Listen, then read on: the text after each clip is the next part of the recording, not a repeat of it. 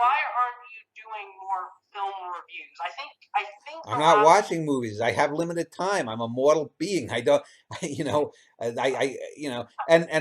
one of the things I also said, I've said before, is that how many times can I point at the most obvious things in movies, or in reviews of books? I mean, how many times can I point out this is cliche?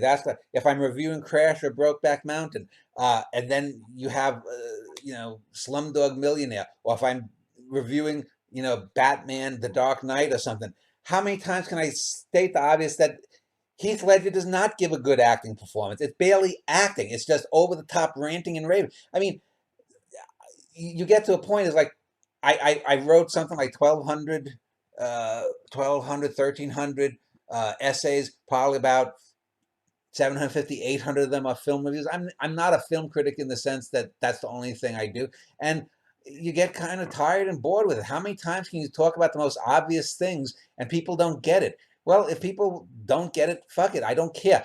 And plus, I'm more of a creative artist, and as time has shrunk, the critical stuff has to go because I'm the artist. It's much more important for me to write great plays or great novels than it is to write criticism. I understand. That is a very that makes total logical sense. I've always loved your film reviews and your literature.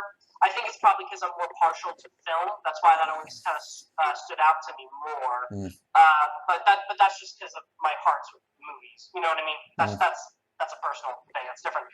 But I think it is interesting because they're still there still are opportunities. There still are different, more independent things that are being made. There are things that aren't just the typical Hollywood tripe. That Mm, is, I do think that is unique and worth giving a shot, though. But mm. I agree with you. After a certain point, going to the theater does seem nonsensical when you have to see, Transformers 9 or